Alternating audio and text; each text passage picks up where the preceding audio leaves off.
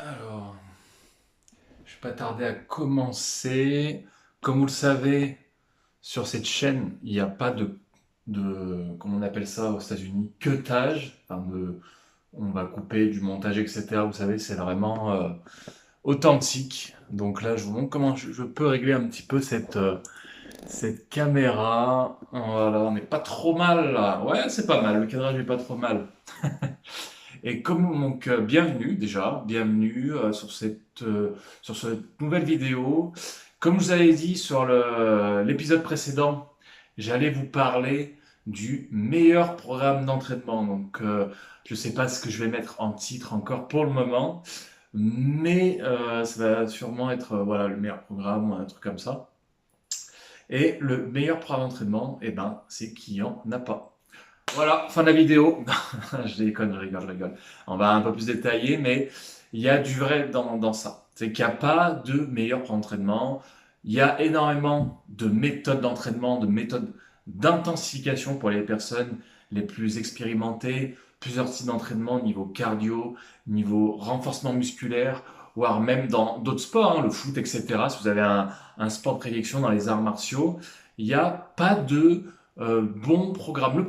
En vrai, le meilleur programme d'entraînement que vous pouvez faire, ça va être tout simplement celui qui va vous correspondre. Et quand j'entends par le programme d'entraînement qui va vous correspondre, c'est surtout le programme que vous pouvez tenir sur la durée. Donc ça va dépendre de votre rythme de vie, de votre niveau de stress, comme j'avais dit dans la précédente vidéo, je vous avais un peu détaillé par rapport à ça, ça va être votre niveau de stress aussi très important parce que le sport, même si c'est très bon pour la santé, ça va vous apporter du stress, ça va augmenter le taux de cortisol, mais ce qui est totalement normal au niveau du sport hein, de toute façon. Donc ça, faut pas en avoir spécifiquement peur. C'est juste que, voilà, savoir un peu si vous êtes vraiment très stressé ou pas. Si vous avez la possibilité de récupérer, parce que par exemple, vous vous dites j'ai envie de m'entraîner 5-6 fois par semaine, ok, ça peut marcher dans certains cas, mais si vous n'avez pas la faculté, vous avez un mauvais sommeil, vous travaillez vraiment énormément et vous ne dormez pas assez, 6 fois par semaine, c'est pas bon. Ça va pas être adapté pour vous, par exemple.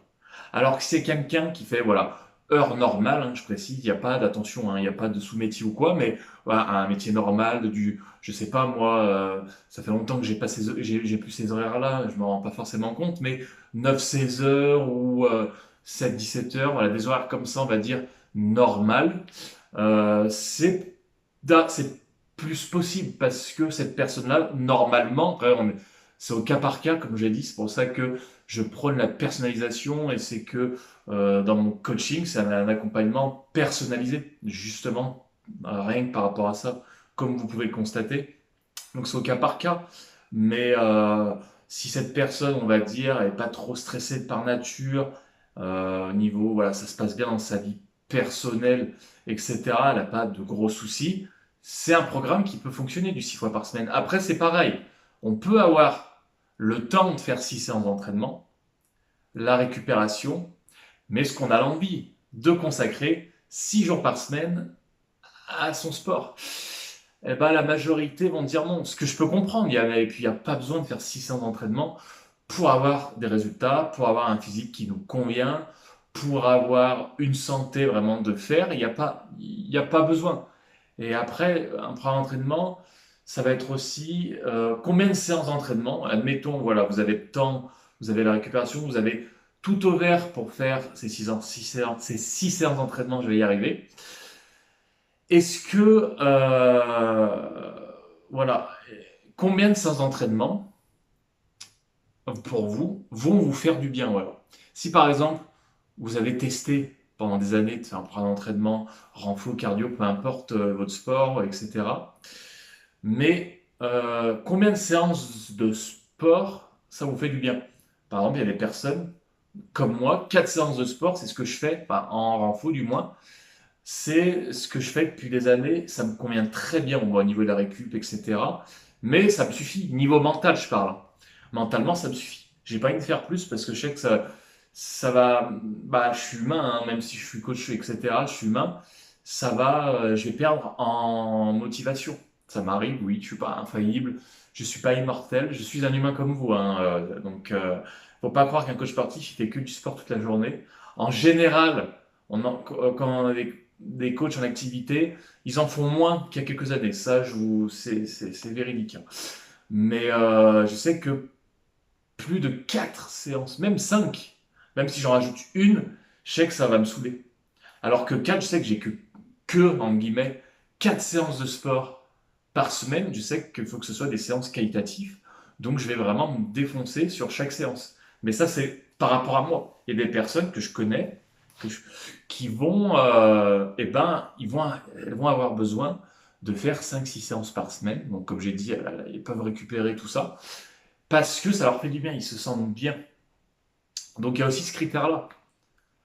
Combien de séances? Il y a plein de questions à se poser pour le meilleur programme d'entraînement. Le meilleur programme d'entraînement, vous l'aurez quand vous allez répondre à toutes ces questions. Donc, quel est le temps que j'ai à consacrer? Est-ce que j'ai le temps? Est-ce que j'ai envie? Combien de jours voilà, je me sens prêt à tenir sur la durée? Je préfère que des personnes me disent, allez, 2 fois par semaine, mais je vais tenir sur la durée. Que des personnes au début, ils vont me dire, ah ouais, non, allez, boum, on envoie 5 fois par semaine, on se fait mal.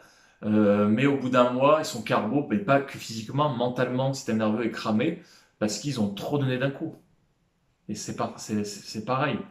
Donc, les questions qu'il faut vous poser pour le meilleur programme d'entraînement, c'est, voilà, on récapitule. Combien de jours par semaine je suis prêt à consacrer à ça? Est-ce que j'ai de la récupération? Est-ce que je dors bien? Est-ce que je peux récupérer?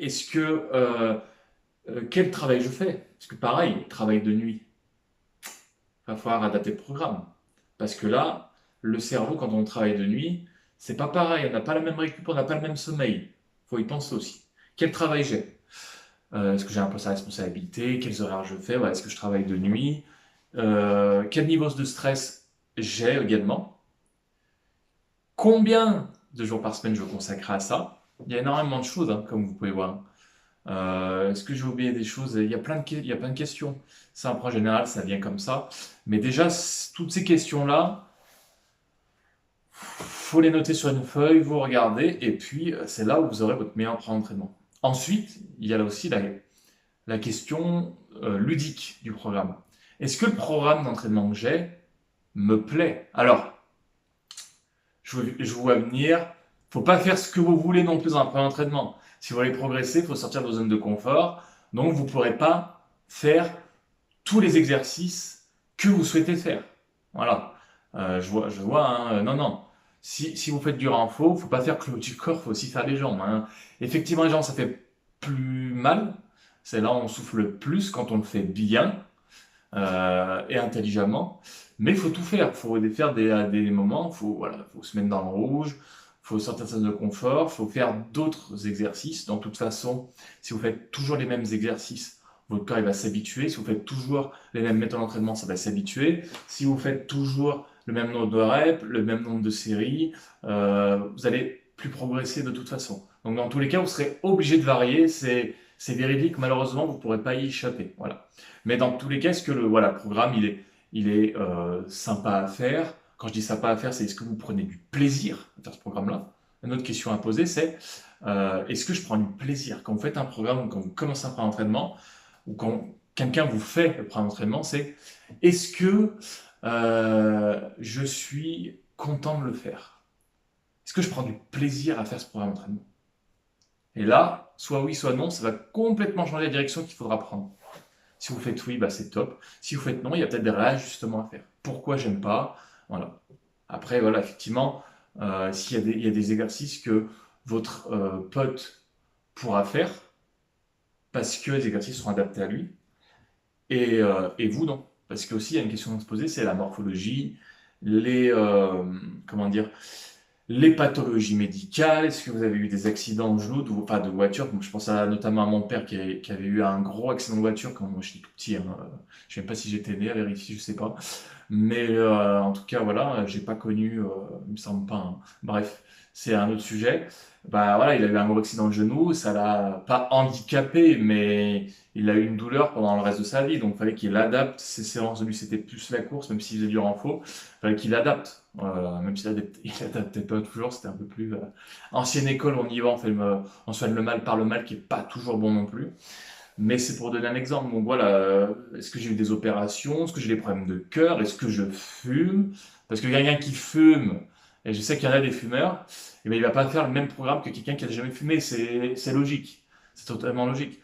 Voilà, tout ce qui est pathologie, mobilité de hanche, parce que le squat, un mouvement qui est excellent, tout le monde ne peut pas le faire. Il faut travailler en amont la mobilité de hanche, très important. Donc le meilleur programme, c'est propre à chacun. Par exemple, moi, le programme que je fais, j'adore, mais il ne sera pas adapté pour une autre personne. Il va dire, ah non, c'est un programme de merde, j'aime pas. Pardon, il parle un peu ouais, de langage familier, mais comme je vous dis, voilà, c'est nature peinture. Donc là, comme je suis, c'est comme je suis voilà, dans la vraie vie. Donc si jamais vous me voyez en vrai, pour ceux qui ne connaissent pas, vous ne serez pas choqués comme ça. Il n'y aura pas de, il y aura pas de contraste, hein. Mais pour venir à tout ça, le meilleur programme d'entraînement, c'est celui vraiment qui vous correspond. Il faut d'abord vous poser énormément de questions. Et il faut se connaître. Ouais. Je dirais qu'il faut se connaître pour pouvoir euh, eh ben, avoir un programme d'entraînement parfait. Même si le mot parfait, je le mets en guillemets parce que ça n'existe pas, le programme parfait. Il y a toujours des réajustements à faire. Moi-même, je fais toujours des réajustements dans mes programmes. Parce qu'il y a des moments où je vais plus prendre de plaisir, donc j'ai juste changé un exo, une méthode d'entraînement pour que ce soit un peu plus ludique ou pour pouvoir progresser davantage, hein.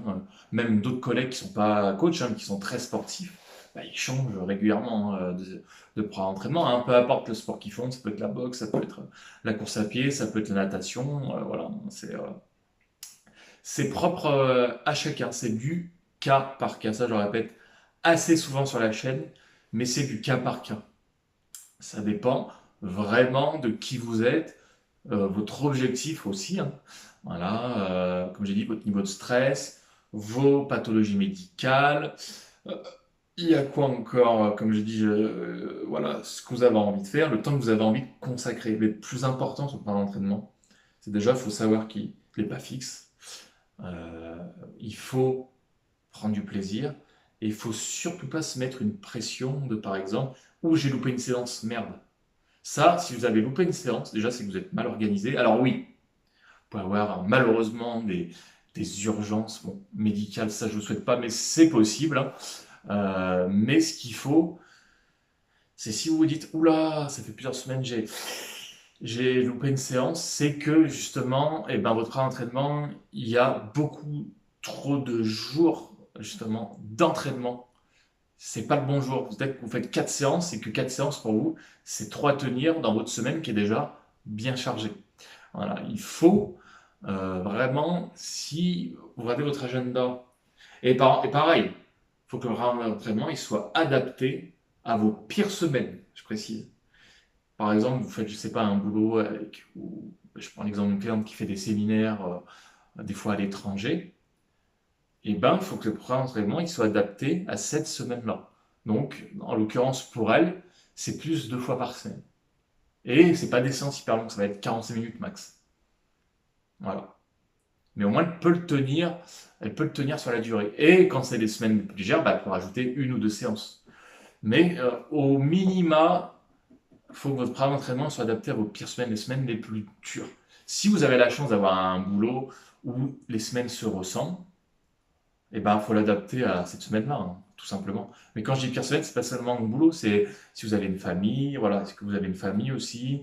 Combien d'enfants j'ai? J'ai pas d'enfants, évidemment, je peux pas vous mettre à votre place, mais la plupart des clients ont des enfants, ils en ont même plusieurs, donc je vois un peu comment ils s'organisent. Et moi, du coup, ça me permet bah, de vous faire des vidéos si vous êtes parent, regardez ou futurs parents, je sais qu'il y en a des futurs parents, donc voilà, et ils se reconnaîtront.